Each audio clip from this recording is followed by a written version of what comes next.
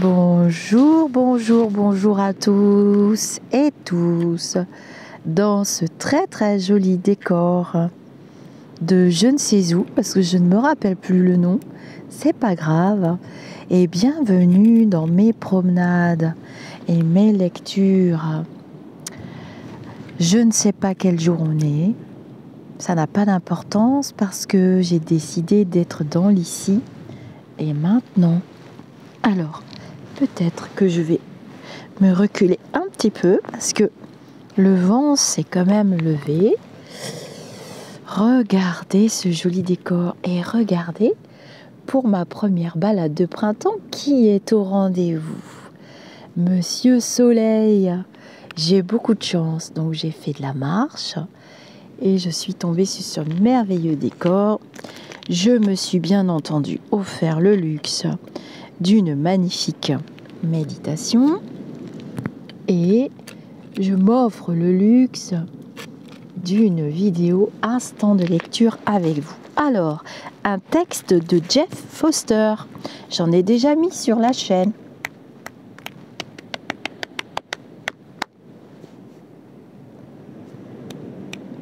J'en ai déjà mis sur la chaîne. Et j'adore cet auteur. Alors, tiré du livre Tomber amoureux de ce qui est de Jeff Foster. Et puis, si j'ai des canalisations, évidemment, je lirai les canalisations. Je lirai, oui, parce que je lis, je lis dans mon âme. Et voilà. Alors, Tomber amoureux de ce qui est, extrait de lecture de Jeff Foster. Qui es-tu sans ton histoire spirituelle? S'il te plaît, ne me parle pas de la pure conscience ou de demeurer dans l'absolu. Je veux voir comment tu traites ta partenaire, tes enfants, tes parents, ton précieux corps. S'il te plaît, ne me fais pas un cours sur l'illusion du soi, séparé, ou sur la façon dont tu as atteint le bonheur permanent seulement en 7 jours. Moi, je veux sentir ton cœur rayonner d'une chaleur réelle. Je veux entendre comment tu écoutes, comment tu encaisses toute information qui ne correspond pas à ta philosophie personnelle. Je veux voir comment tu t'y prends avec les personnes qui ne sont pas d'accord avec toi.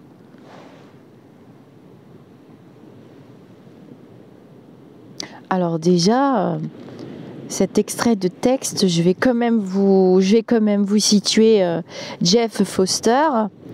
C'est un Anglais, il est né à Londres en 1980. Il a une belle biographie. Il est auteur et enseignant spirituel au Royaume-Uni. Quelque temps après être devenu jeune diplômé en astrophysique de l'université de Cambridge, Jeff Foster s'est tourné vers une recherche spirituelle en dévorant tous les ouvrages qu'il pouvait trouver. Petit à petit, une révolution s'est opérée en lui. Alors, quand il prit conscience que l'on entreprend une démarche spirituelle en quête de l'illumination ou d'une libération, on cherche le plus souvent surtout à échapper à nos soucis, à notre souffrance ou à ce qu'on croit être nous-mêmes, à savoir les manifestations de l'ego. Alors oui, il y a des personnes très perchées, il a raison, je suis entièrement d'accord avec lui, qui ne parlent de spiritualité qu'à travers un ego qui est uniquement le filtre et un mental qui est uniquement le filtre. Et vous trouverez quantité de lectures de vidéos, ça pullule maintenant, il y en a de plus en plus. C'est une vraie catastrophe. Et vous remplirez votre estomac spirituel avec de la nourriture non nourrissante, qui ne vous mènera nulle part. Et pire que ça, qui vous amènera surtout à être dégoûté et écœuré du chemin, de la spiritualité, qui est un chemin vraiment très simple à emprunter, puisqu'il vous invite à découvrir la vibration d'amour, à vous aimer vous-même et à travailler les expériences pour lesquelles votre âme a signé un contrat, j'appelle ça un CDD, de vous-même avec vous-même. Bon, il y a aussi quand même des vies qui peuvent être des vies, ce que j'appelle sacrifices, un petit peu. Mais c'est quand même assez rare. Alors, on va lire un autre texte de Jeff Foster, La joie de la vraie méditation. Alors justement, je vous disais à l'instant que j'avais profité de ce soleil et de cette magnifique promenade randonnée pour me poser et m'offrir une belle méditation. Pourquoi j'aime méditer? Je médite facilement en position assise quand je suis près des vagues. Tout simplement. Alors vous avez tout simplement la playlist des médites actives ou de Je prends soin de moi. Dans ma chaîne YouTube, vous avez des playlists. Et dans ces playlists, vous avez des exercices, vous avez des listes de lecture intéressantes à lire. Et vous avez des vidéos qui vous permettent de prendre soin de vous très facilement. Des vidéos d'exercices liés au Qigong ou au Tai Chi Chuan que j'ai pratiqué et qui vous permettent de faire redescendre vos énergies. Quand on dit de quelqu'un il ou elle est perché, on est tous perchés à un moment donné, ça veut dire que toutes les énergies qui circulent dans notre corps physique terrestre, au travers des 7 chakras principaux et au travers des centaines d'autres chakras dits secondaires, l'énergie de vie circule pas dans les veines et dans le corps physique, elle circule dans ce qu'on appelle les chakras. Chakra est un mot sanskrit qui veut dire roue. Je sais, c'est redondant pour la communauté qui a déjà suivi tout ça depuis le début, mais comme on ne sait jamais sur quelle vidéo on tombe, il est bon de faire un petit dépoussiérage de temps en temps. Et comme je vous disais, la méditation, la méditative, ou bien les exercices que je vous ai un petit peu montrés pour faire redescendre les énergies, eh bien, elles permettent de faire redescendre toutes les énergies qui sont montées là-haut, vers votre chakra coronal. Eh bien, elles permettent de les faire redescendre et de retrouver votre place dans votre corps physique et dans l'espace-temps ici et maintenant. Alors, vous allez me dire, mais comment on sait qu'on est perché ou qu'on n'est pas bien? Pourquoi les énergies doivent redescendre et pourquoi on doit être bien dans l'ici et maintenant? Déjà, parce que quand les énergies sont tout là-haut, à la moindre expérience difficile, un accident, un problème au travail, un problème à l'école avec les enfants, un problème avec n'importe quel problème, la machine à laver qui tombe en panne, on a 3 machines en retard, enfin que sais-je encore, eh bien si vous êtes dans des énergies qui sont montées tout là-haut sans vous en rendre compte, peut-être suite aussi à la vie, au stress, à la charge mentale, eh bien vous allez vous écrouler. Comme un arbre qui n'aura pas ses racines bien implantées, à la première tempête, il tombe.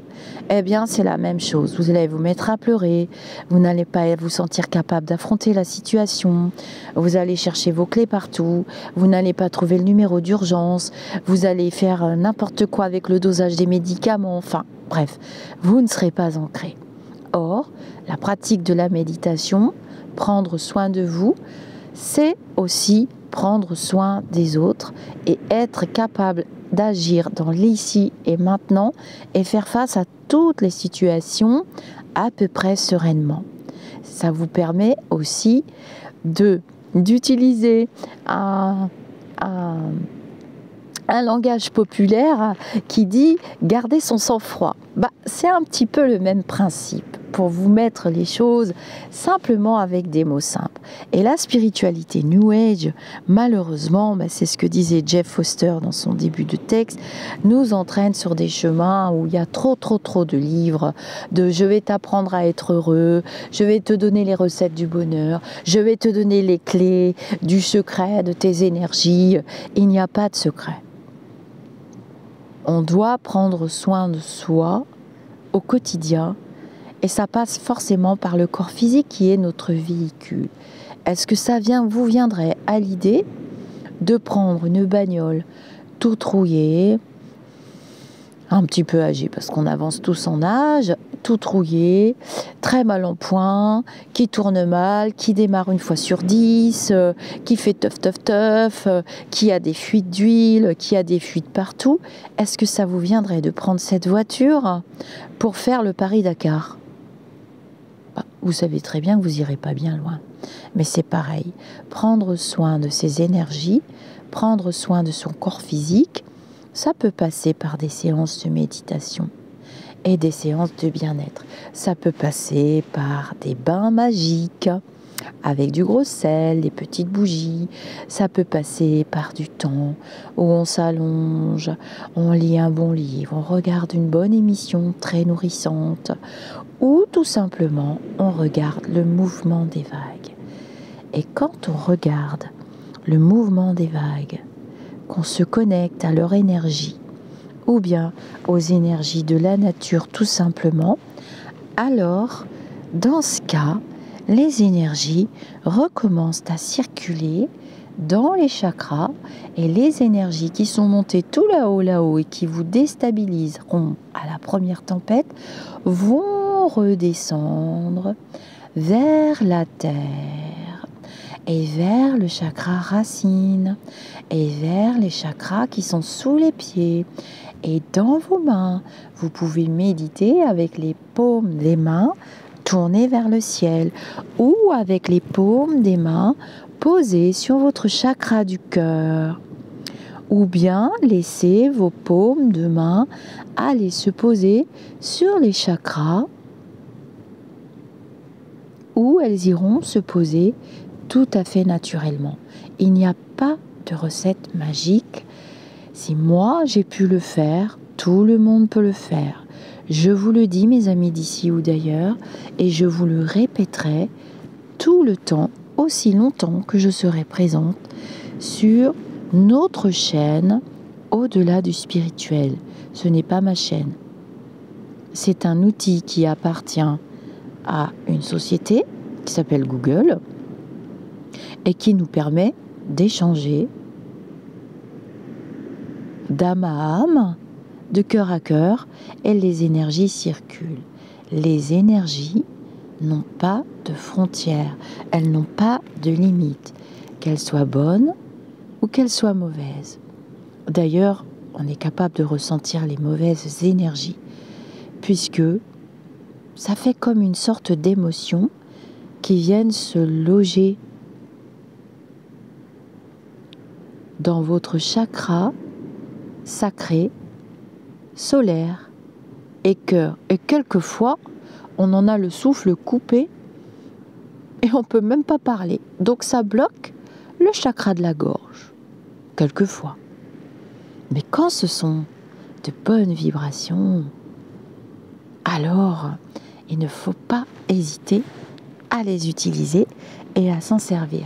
Et c'est le cas des énergies des vagues. Et ça, je l'ai constaté il y a très longtemps. Alors, les joies de la vraie méditation de Jeff Foster. On me demande parfois, Jeff, tu médites ? La réponse est non, pas du tout. Ou plutôt, eh bien oui, je le fais. Tout dépend de ce que tu appelles méditer. Je n'ai pas de pratique de méditation formelle, pas d'horaire, pas de technique, pas d'encens, pas de photo de gourou sur mon guéridon. Je ne me dis jamais « je médite maintenant ». Et pourtant, tout au long de la journée, je me retrouve en pleine méditation, absorbée dans l'immédiat. Qu'est-ce que c'est que cette méditation, alors, me direz-vous ? Pure fascination pour l'instant, exactement comme il est. Consentement absolu. Toute expérience baignant dans la curiosité, Je n'ajoute rien, je n'enlève rien. Pas de but, pas de recherche, pas d'ordre du jour. Aucun état spécial à atteindre, aucune expérience particulière à avoir. Pure merveille, l'extraordinaire banalité de ce qui est, la vie vécue. En fin de compte, ce n'est pas quelque chose que je fais. En fin de compte, c'est ce que je suis vraiment. Cette conscience ouverte, enfantine, innocente, absorbant doucement chaque son, chaque image, chaque odeur, chaque sensation, chaque sentiment, attirant tendrement un monde. Oui, embrassant un monde comme une mère embrasse son enfant. Je suis donc la mère de mon monde, je suis l'espace qui contient l'ordinaire. Je suis le silence au cœur des choses. Je suis la capacité de joie et de chagrin. Je n'ai jamais besoin de chercher une expérience plus vivante, plus profonde ou plus spirituelle. Car ce moment ordinaire est si profondément sacré, si beau, inondé de grâce, complet, toujours complet. Le verre craquelé d'un attribut, le regard d'un étranger, cachant et trahissant des siècles de douleur et de nostalgie. Le frisson sur ma joue quand je vais à la rencontre d'un bon ami. J'avais l'habitude de méditer. La méditation est entrée dans mes os. Maintenant, je suis la méditation. L'immensité qui embrasse un monde entier.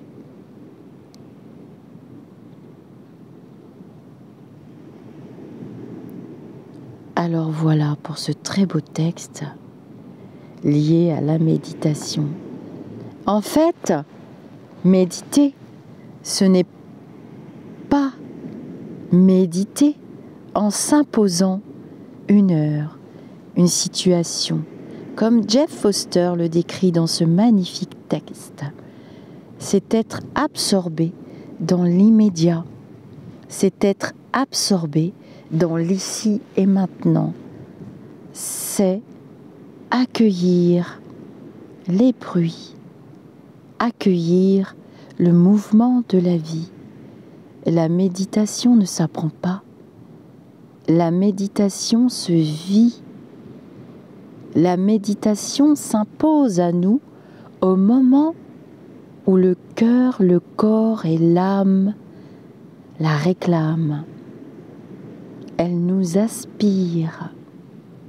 D'ailleurs, si vous preniez une journée pour vous observer, quelquefois, je m'auto-observe. Souvent, quand quelque chose a atterri dans mon corps physique, une douleur, et la douleur se répète, puis elle se répète encore. C'est souvent le corps physique qui est le baromètre des douleurs qui sont allées se loger dans notre âme, des émotions qui sont cristallisées dans nos corps émotionnels, dans notre corps astral.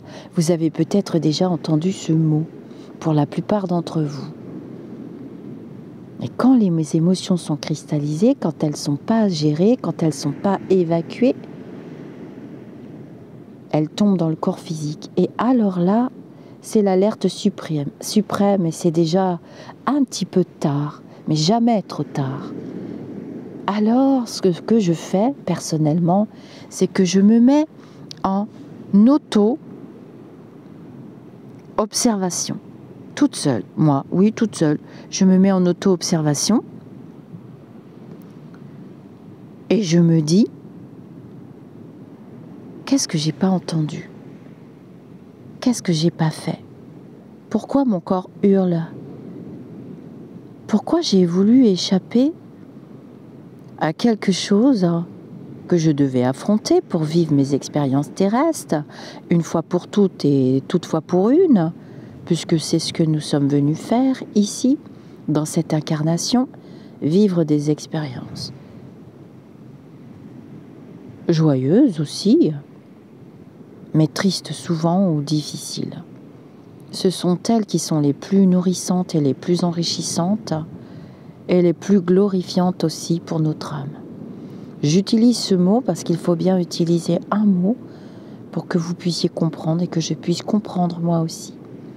Et la méditation permet, tout simplement, c'est naturel, c'est une fonction que nous possédons tous naturellement et elle n'a pas besoin de s'imposer à nous. Parce que si c'est imposé, il n'y aura pas de connexion et il n'y aura pas de libération et il n'y aura pas de compréhension avec notre mental, puisque c'est notre mental finalement qui filtre et qui nous permet de comprendre ce que notre moi supérieur, notre âme et nos enseignants spirituels, quand on fait appel à eux, quand on leur demande, eh bien la méditation s'impose. Et quand on fait appel à eux, ils nous répondent quelquefois alors que nous entrons en méditation tout simplement.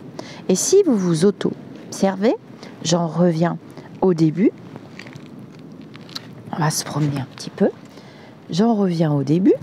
Si vous vous auto-observez, eh bien, vous verrez que peut-être au travail ou peut-être quand vous êtes en discussion avec les réseaux sociaux, avec des choses qui vous déplaisent, trop d'actualités, des informations qui sont très toxiques pour nos âmes, qui cultivent les vibrations de peur, d'angoisse et de doute, eh bien, souvent, on a laissé entrer dans nos on va écouter les mouettes, dans nos estomacs spirituels, des informations ou des informations ou des émotions qui se sont cristallisées. Et la méditation peut aider grandement à la libération et peut aider grandement à comprendre qu'est-ce qu'on a laissé passer, qu'est-ce qui s'est passé pour que j'en arrive à tomber malade. On est tous tombés malades un jour ou l'autre. J'entends beaucoup dans les consultations de personnes qui me disent avoir fait un burn-out. Vous connaissez ce mot? Ce mot a été utilisé les premières fois pour les infirmières par rapport à ces ensembles de syndromes. Un syndrome, c'est un ensemble de symptômes. Un syndrome est un ensemble de symptômes. On appelle syndrome quand on ne sait pas trop quoi dire, quand la science ne sait pas trop expliquer le fonctionnement d'une maladie qui tombe dans le corps physique. Le mal a dit et le mal a parlé. Et la méditation peut nous aider à nous reconnecter. Alors évidemment, l'idéal, c'est de demander à nos guides, nos enseignants spirituels, de venir à notre secours et encore mieux, à notre ange gardien. Celui ou celle qui nous suit de notre naissance à notre départ pour les vivants morts.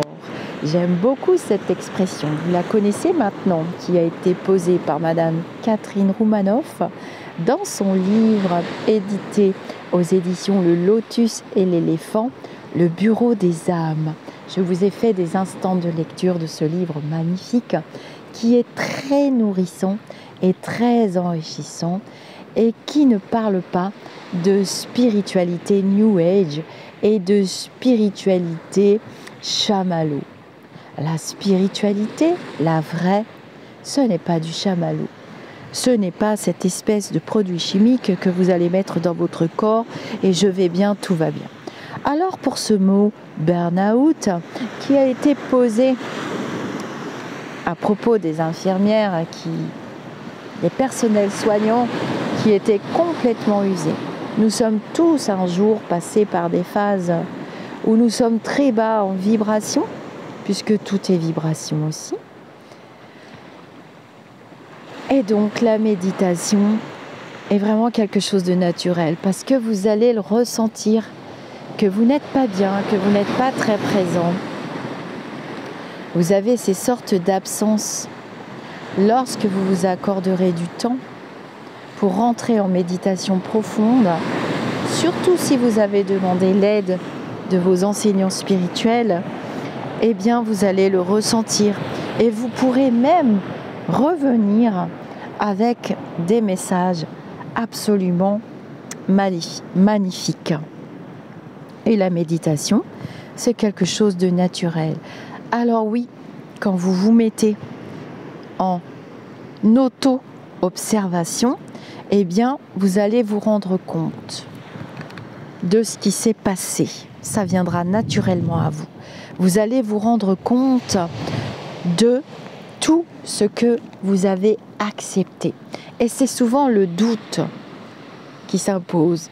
Et c'est souvent passé par la vibration de peur, qui est une vibration qui est nécessaire, car elle nous permet aussi de passer à l'action et de nous positionner pour nous dire « Ah non, non, non, non, non, ça je ne veux pas. Ah non, non, non, non, non, ça plus jamais. » C'est la peur souvent. C'est la peur. La peur nous permet vraiment de travailler. Mais il ne faut pas qu'elle soit entretenue. Vous comprenez ? Et là, c'est le cas. C'est entretenu. Donc, concernant la méditation, vraiment, je vous conseille de vous auto-observer et vous verrez que plusieurs fois par jour, tout à fait naturellement, vous entrez en méditation. Tout le monde le fait plusieurs fois par jour. Ah, j'ai tourné la caméra. Tout le monde le fait plusieurs fois par jour. Et même quelquefois, c'est dangereux parce que c'est même en conduisant notre véhicule, on est complètement déconcentré. Ça, c'est plutôt quand on n'est pas très ancré. Quand on n'est pas très ancré, faut faire attention. Et la méditation, vraiment, vous permet de pratiquer un très, très, très, très puissant ancrage. Il ne faut pas sous-estimer le pouvoir de la méditation et le pouvoir qu'elle nous permet de pratiquer nos ancrages. C'est vraiment joli ces rochers parce que c'est quand même du granit. Je suis désolée, je coupe. Alors voilà pour ce petit instant. Je remercie toutes les personnes qui arrivent sur la chaîne. Vous êtes vraiment, vraiment, vraiment très, très nombreux. Je vous remercie pour votre présence à mon journal d'élus lumineux dernièrement, quelques vidéos plus haut.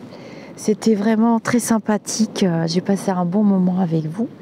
Je vous invite, pour ceux qui auront la chance d'aller à la mer, de marcher. La marche permet aussi d'entrer en méditation très profonde avec soi-même et de nous connecter vraiment à notre moi supérieur et le mouvement des vagues. Le mouvement des vagues, instinctivement, nous permet d'entrer en méditation. Vous savez, c'est comme un bébé qu'on berce. Finalement, vous savez, nous sommes nos propres bourreaux. Nos propres bourreaux. On peut tout à fait inverser une vibration en quelques secondes. Il suffit vraiment de ne pas se laisser embarquer par son ego, par son mental, d'être bien ancré. Et bien ancré, ça veut dire à la moindre tempête, garder son calme, son self-control, être solide. Ça vous est tout arrivé de dire « Ah, mais comment il a fait ou elle a fait pour garder un calme pareil et tout, nanana. » C'est que vous avez eu affaire à quelqu'un de très, très ancré. Alors, ce paysage magnifique, je vais continuer de le déguster. Je vais reprendre ma marche. Je vous invite à vous abonner parce que quand je fais des directs intempestifs, quelquefois juste pour bavarder, quelquefois juste pour être entre nous, quelquefois aussi juste pour tirer les cartes, quelquefois aussi juste parce que je suis scrogneux par rapport à l'actualité. du moment. Nous sommes encore bousculés en cette année 2023. Nous n'avons pas fini les enseignements. Ils ont commencé autour de 2014, tous ces nettoyages de gros égrégores qui appartiennent au monde d'avant. Et le monde d'avant n'est jamais le même que le monde de demain. Et il ne faut pas que ce soit le même que le monde de demain. Parce que nous manquons d'eau, nous ne prenons pas soin de nous, nous ne prenons pas soin de Gaïa, nous ne prenons pas soin des animaux, nous ne prenons pas soin de la nature, mais nous en prenons conscience. Et déjà, partant de là, c'est un bon début. On en prend conscience dans l'ici et maintenant. Et cette année 2023 est une année d'ancrage très importante. Namasté mes amis d'ici ou d'ailleurs. À très bientôt et bonne méditation.